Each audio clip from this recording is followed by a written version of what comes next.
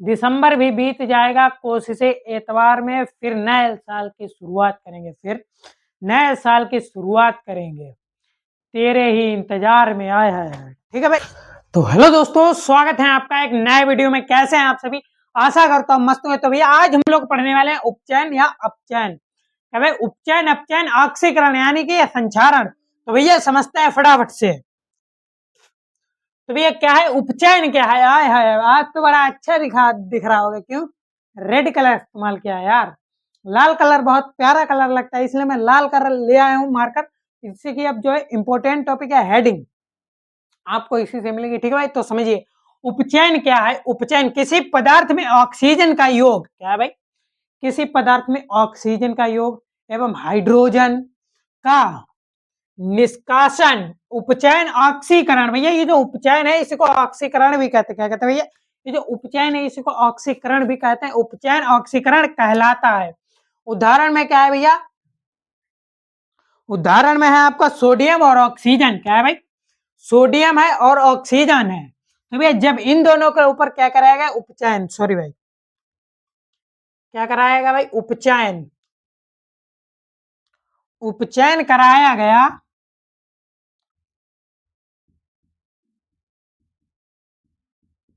उपचयन। तो भैया यहां पर आपको प्राप्त होता है, क्या प्राप्त होता है भाई? आपको यहां पर प्राप्त हुआ सोडियम हाइड्रोक्साइड। क्या हुआ भाई? Sodium oxide. सॉरी भाई, सोडियम ऑक्साइड। क्या प्राप्त हुआ? Sodium oxide.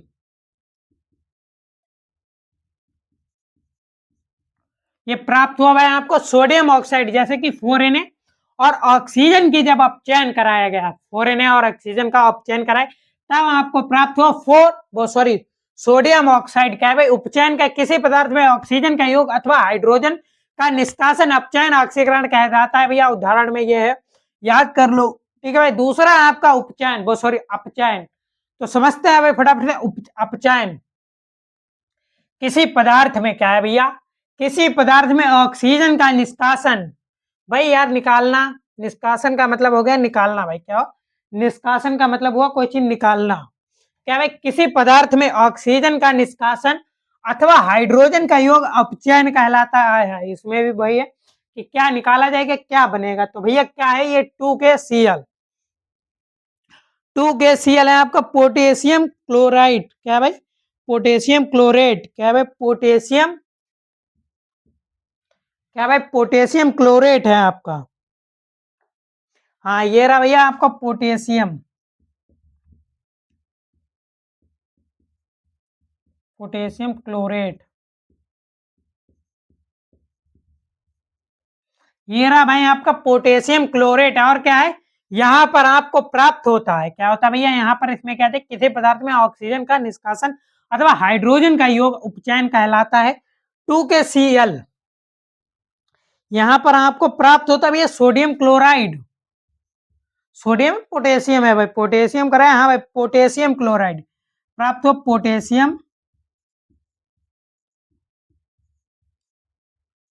क्लोराइड।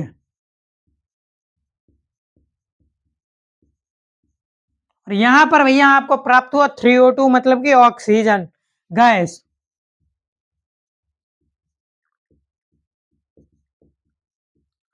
क्या भाई? यहां पर प्राप्त हुआ आपको ऑक्सीजन यानी कि 3O2 गैस। तो भैया क्या है? अपचयन, उपचयन, ऑक्सीकरण। समझो आगे है आपका संचारण। एक बार ये पढ़ लेते हैं पूरा, फिर बढ़ते हैं भैया। उपचयन का मतलब होता है किसी पदार्थ में ऑक्सीजन का योग अथवा हाइड्रोजन का निष्कासन अपचयन ऑक्सीकरण कहलाता है भैया। 4Na plus oxygen. क्या है भाई?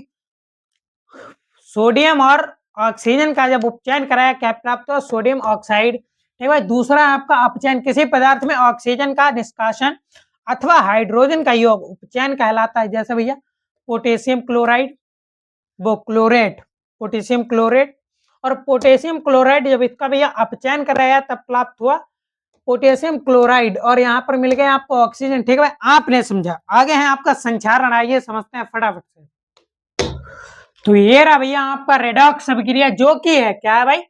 समझिए फटाफट से बिना टाइम वेस्ट किए समझाते हैं भाई। सुनो, किसी अभिकारक में यदि, क्या है भाई? किसी अभिकारक में यदि एक अभिकारक, क्या है भाई? किसी भी अभिकारक में यदि एक अभिकारक अपचयित तथा दूसरा अभिकारक हो, अपचयित क्या है भाई, उपचयित है भाई, उपचयित तथा दूसरा अभिकारक अपचयित होकर, तो इन अभिकारकों को क्या भाई, तो इन अभिकारकों अभिक्रियाओं, तो इन अभिक्रियाओं को उपचयन या अपचयन अथवा रेडॉक्स अभिक्रिया भी कहते हैं। क्या भाई, किसी भी अभिक्रिया में यदि एक अभिकारक उपचयित तथा दूसरा अभिकारक अपचयित होता है, तो इन अभिक्रियाओं को उपचयन या अपचयन तथा रेडॉक्स अभिक्रिया भी कहते हैं। भैया कैसे होता है समझिए, यहां पर है आपका Zn, क्या है भाई, Zn, ये Zn है भैया, Zn क्या है, Zn में होता है अपचयन, क्या हुआ भैया, ZnO है भैया, यहाँ पर होता है Zn में अपचयन,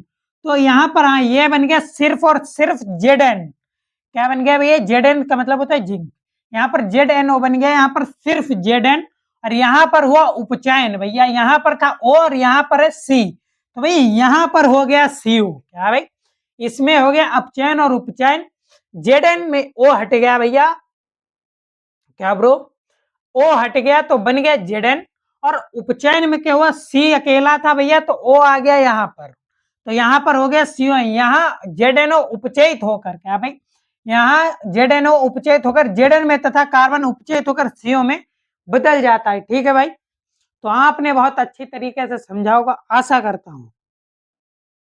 तो जाते जाते लाइन यही है कि दिसंबर भी बीत जाएगा, कोशिशें एतवार रहेंगी, आए हाय हाय, सुनना भैया, दिसंबर भी बीत जाएगा, दिसंबर भी बीत जाएगा, कोशिशें एतवार में, आए हाय, बहुत ही गंभीर लाइन है, दिसंबर भी बीत जाएगा, कोशिशें एतवार में, फिर नए साल की शुरुआत करेंगे, फिर नए साल की शुरुआत करेंगे, तेरे ही इंतजार में, आए हाय। ठीक है भाई, अगर आपने समझा, अगर वीडियो पसंद आया हो तो लाइक करें, कमेंट करें, शेयर करें, चैनल को सब्सक्राइब करना ना भूलें। मिलता है नेक्स्ट वीडियो के लिए, धन्यवाद।